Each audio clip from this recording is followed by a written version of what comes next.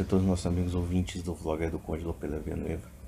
Eu vim gravar esse vídeo apenas para rir um pouquinho, né, e também compartilhar do meu riso com vocês, porque parece que depois das bordoadas que eu dei no Paspalhão lá da Flórida, né, que fica de 4 para USA, ele gravou uma porrada de vídeos catando naturalmente informações do Google desencontradas para atacar a Igreja Católica, né?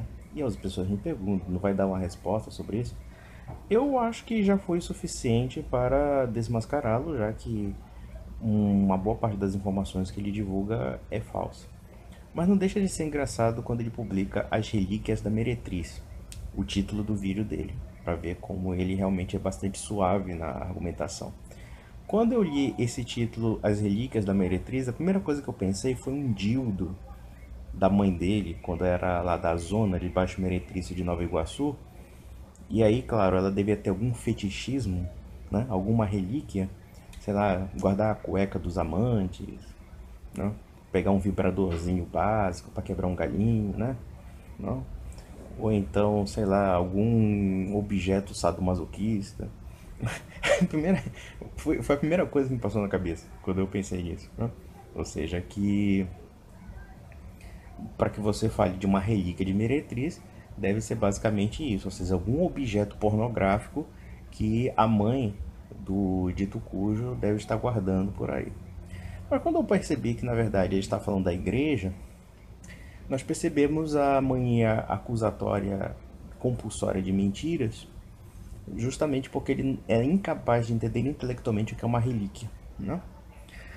Nós vemos em Atos dos Apóstolos muitas pessoas que eram curadas tocando no pano de boca dos apóstolos.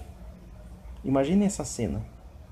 Vocês acham, por exemplo, que um pano de boca capaz de curar você, aquilo não se torna um objeto de reverência, porque Deus faz o milagre naquele objeto?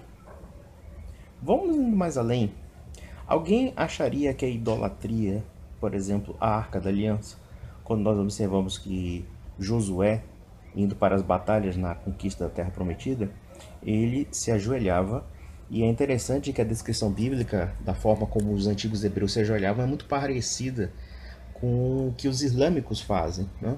Os islâmicos eles se ajoelham com a testa no chão, né? Uma forma oriental de se ajoelhar, por assim dizer, né? Bem diferente da nossa. E eu pergunto, vocês acham que aquilo ali também não era uma relíquia? Não era um objeto de veneração? Não? Quando, por exemplo, os hebreus levaram os ossos de José, governador do Egito, para a Terra Prometida, não havia um elemento de relíquia, ou seja, um elemento de culto aos restos mortais de uma pessoa que foi querida e que significou dentro da memória do povo de Israel? Obviamente que sim. Isso de fato é a relíquia, né? Ou vamos mais além. Quando nós analisamos que os ossos do profeta Eliseu ressuscitaram um morto. Nós temos inúmeras cenas do Antigo Testamento que revelam o elemento das relíquias.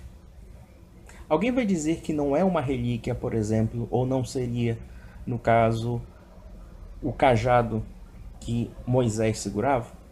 Se esse cajado sobrevivesse até hoje, não seria um objeto que seria guardado uma vez que Deus agiu, não? Por intermédio daquele homem, abrindo o Mar Vermelho, enfim, através do poder de um cajado?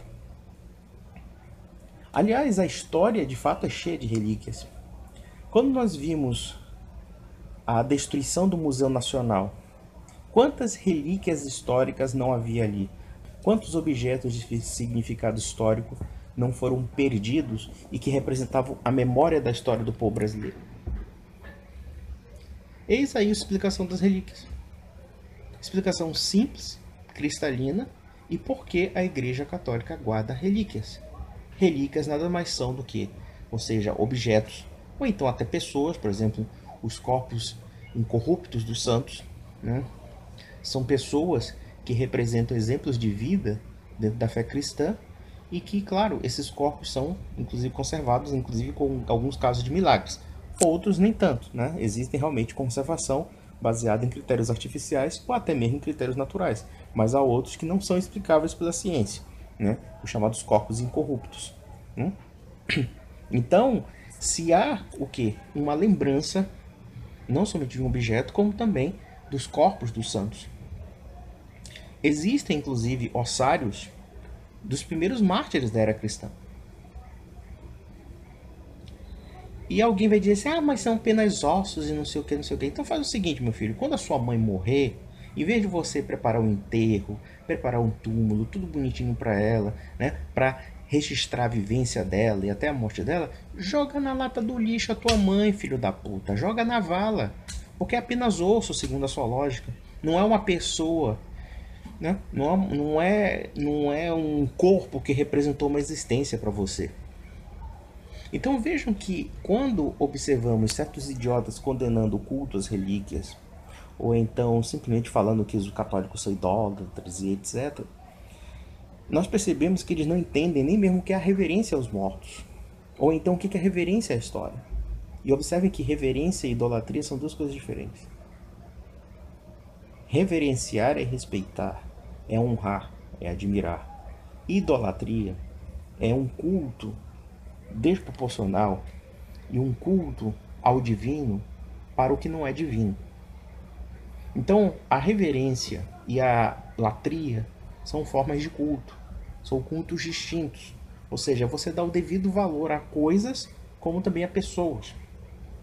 Da mesma forma que, por exemplo, uma pessoa que se ajoelha para a rainha da Inglaterra está prestando uma reverência à rainha, mas não idolatrando a rainha, da mesma forma, nós temos a latria, que é a adoração total a Deus, que é quer dizer, a sujeição completa aos desígnios divinos e também aceitar Deus dentro da posição exclusiva e excepcional, né, e única que ele tem na vida do fiel cristão. Então, existem inúmeras diferenças com relação a isso. E vejam, quando nós percebemos uns débeis mentais desse tipo, que falam relíquias da prostituta, relíquias da Babilônia, relíquias disso, daquilo, eles não sabem o que é relíquia. É pior do que isso.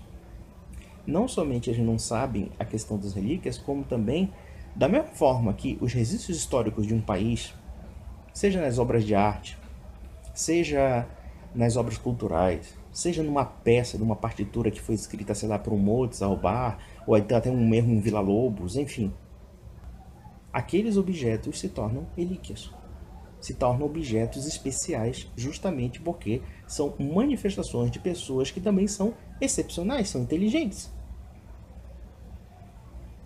Aí você vê uma nulidade, um sujeito que é completamente insignificante, mas que ganha uma influência desproporcional por N razões, inclusive por uma crise de estupidez da humanidade, né? Porque a humanidade tem fase de estupidez, né?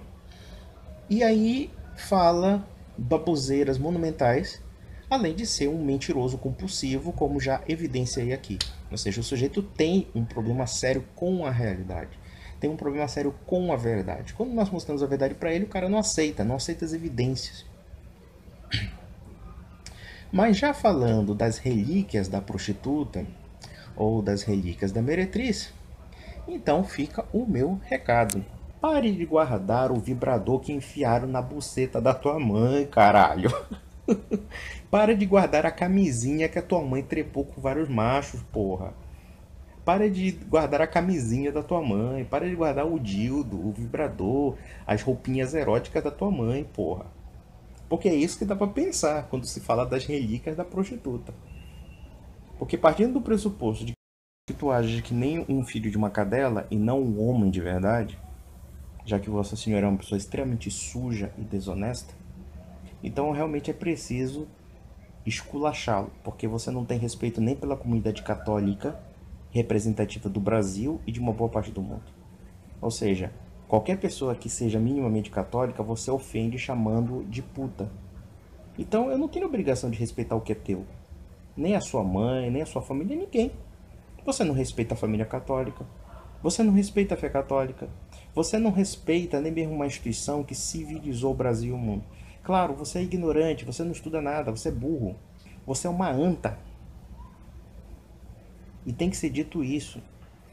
Mas depois desse vídeo você vai ver, ele vai gravar vários vídeos falando sobre um bocado de baboseira sobre a igreja que ele procurou no Google, né, para alimentar as fantasias mentirosas dele. Vamos lá, senhor de 4 para a Flórida, faça isso, não tem problema. eu não vou mais dar bola para você. Apenas eu me divirto, porque você prova a má fama que muitos evangélicos têm. E olha que, como eu já falei aqui, existem evangélicos dignos de respeito. São pessoas extremamente decentes, são pessoas extremamente cristãs em alguns pontos, embora não de uma forma perfeita, mas agem de fato de forma honesta, de forma caridosa. Não, naturalmente, um palhaço como você que mostra uma indigência intelectual e uma mitomania. Porque eu já te peguei na mentira várias vezes. Você é mentiroso. Mentiroso. E eu vou insistir. Vou chamá-lo de mentiroso sempre. Porque você não tem e não inspira o menor respeito de ninguém. Então, meus amigos, um grande abraço.